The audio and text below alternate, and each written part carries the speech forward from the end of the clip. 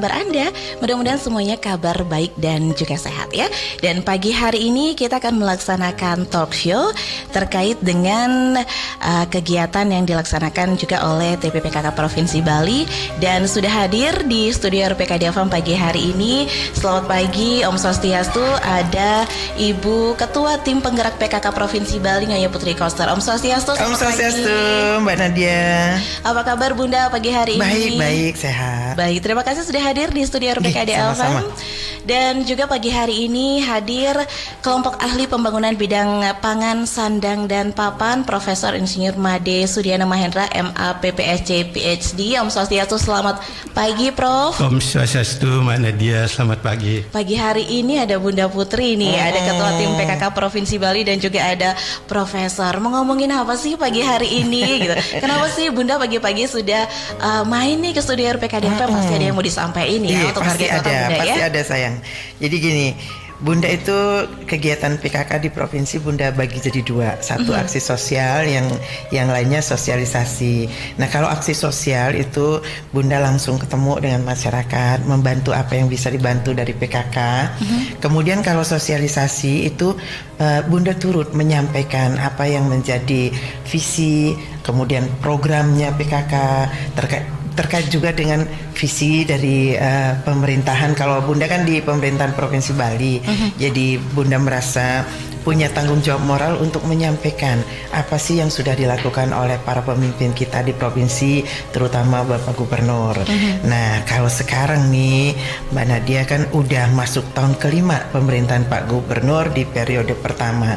Jadi sudah ada hal-hal yang beliau lakukan, yang dari awal beliau rencanakan, kemudian dilaksanakan, ada yang terwujud, ada yang dalam progres, itu nanti ada yang terwujud 2024, 2025 seperti itu. Jadi seperti menyampaikan laporan kepada masyarakat. Udah saatnya kita hadir ke masyarakat dengan oleh-oleh, ini loh yang sudah dilakukan oleh pemimpin kita. Nah itu sekarang ada yang namanya 44 tonggak peradaban, penanda Bali era baru gitu ya. Di dalam 44 tonggak ini kita khusus akan bahas sesuai dengan arahan dari Bunda, itu terkait dengan lingkungan hidup, bagaimana pembangunan Bali yang sudah direncanakan, dilaksanakan kemudian secara monumental untuk terutama infrastruktur dan sarana dan prasarana yang strategis. Tadi Bunda sudah sampaikan, itu antara lain yang monumental itu adalah perlindungan kawasan suci Besakih. Iya betul. Itu kemudian lebih monumental lagi adalah kawasan pusat kebudayaan Bali yang sekarang sedang dibangun, itu di wilayah Kunakse Kelungkung.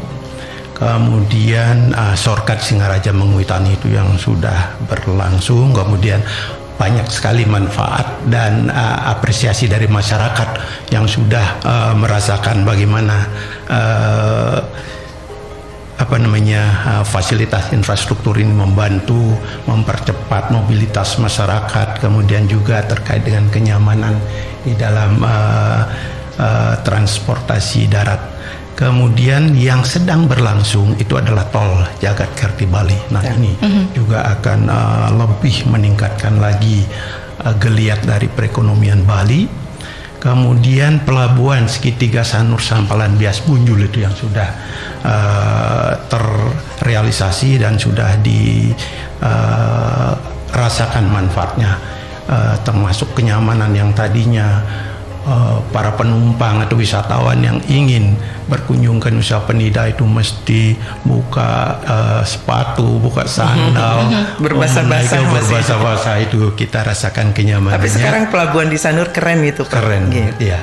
Kemudian juga ya Bali Maritim Tourism Hub yang sedang berlangsung, Bendungan Sidang dan Tamlang, dan yang lebih monumental lagi adalah Turia pada Tower KBS 6.0 sekarang di Bali. Nanti multifungsi ya Prof ya? Multifungsi. Dan itu kalau saya lihat mirip dengan Tokyo Tower. Ya, Tokyo bentuknya mirip, dan itu nah dari keseluruhan infrastruktur ini baru yang monumental, yang strategis. Nah, tentu semuanya itu bila kita ingin agar pembangunan itu harmonis dengan alam, apa yang telah dilakukan oleh pemerintah Provinsi Bali terhadap semua proyek-proyek strategis itu adalah melakukan kajian dampak lingkungan sejak perencanaan.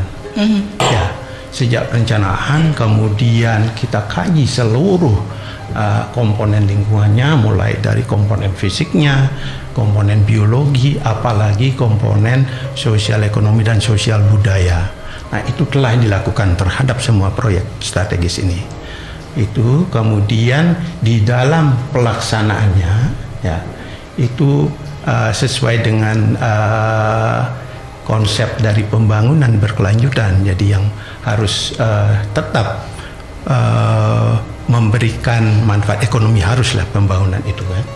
Kemudian mensejahterakan masyarakat, betul. Dan yang terakhir adalah bagaimana melestarikan alam. Jadi dalam proses pembangunan kemudian sampai kepada pengoperasian dari semua infrastruktur ini memang telah disiapkan rencana-rencana yang terkait dengan pengelolaan lingkungan hidup. Izin saya bacakan dulu pertanyaan dari masyarakat. Dari Usi yang ada di Cokro Aminoto. Saya ibu rumah tangga baru, jadi belum ikut kegiatan PKK Banjar. Apa yang bisa saya lakukan di lingkup kecil atau rumah tangga bersama mensukseskan program pelestarian dan keharmonisan alam Bali ini, Bu? Kemudian ada Aryani juga di Pemogan. Ibu, saya ingin bertanya, sebagai ibu rumah tangga, sampah adalah salah satu permasalahan besar yang kami alami. Adakah tips dan triknya bagaimana kami bisa mengatasi atau mengelola sampah secara sederhana di rumah? Kemudian masih ada kaitannya juga nih dengan sampah. Saya langsung aja ya pertanyaannya. Dari Kartika di Denpasar, ini terkait program Pulau Organik. Bisa diberikan sedikit tips menciptakan hidup organik dalam rumah tangga?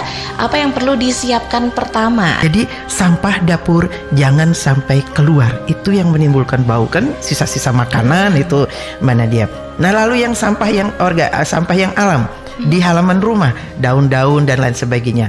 Sekecil apapun pekarangan kita, bisa nggak kita bikin lubang di tanah sebesar berapa, ukuran berapa, setengah meter misalnya.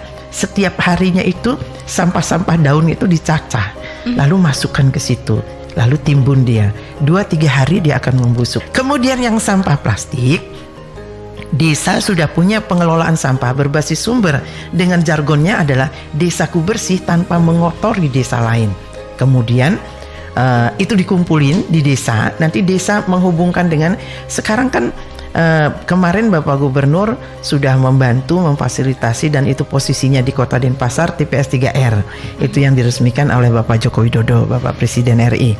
Jadi bawa saja ke situ, di situ akan diolah mau dijadikan apa. Yang misalnya yang residu untuk apa, yang harus di-recycle yang mana, seperti ini Kak. Nah, Dekartiasi di Sudirman, bagaimana menciptakan pariwisata yang harmonis dengan alam? Program pemerintah terkait hal tersebut apa? Kalau pariwisata yang harmonis dengan alam, Bapak Gubernur sekarang mengajak untuk merawat danau laut. Nah, seperti kita lihat, coba Mbak Nindi lihat di Danau Beratan, Danau Batur gitu. Merasa nggak kita bahwa pengelola pariwisata itu merasa sedikit egois kita di situ? Danau yang indah kita tutup dengan bangunan-bangunan, hanya kita yang boleh di situ, lalu kita jual kepada masyarakat. Padahal danau itu karunia alam yang setiap orang justru boleh melihatnya. Ya, kalau kita lihat ada 13 instrumen itu dalam upaya untuk perlindungan dan pengelolaan lingkungan hidup.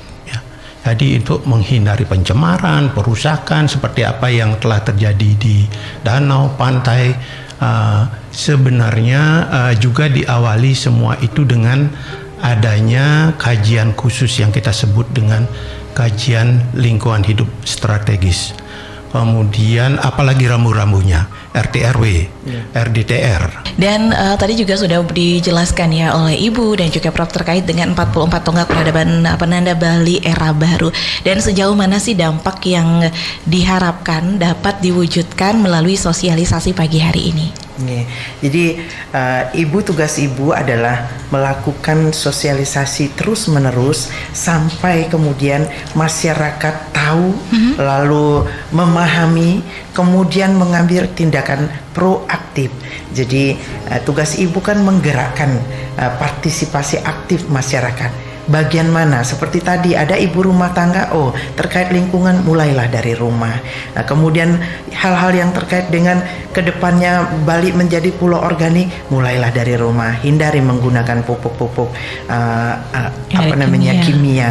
Seperti para petani kita juga, sudah ada pupuk organik, itu kita bicarakan dengan pemerintah. Jadi harapan ibu dengan bersinerginya, menyatunya masyarakat sesuai dengan tugas masing-masing. Tugas pemerintah adalah membuat aturan, membuat sistem, dan tugas serta kewajiban masyarakat adalah wajib patuh mengikuti aturan-aturan terkait program-program dari pemerintah.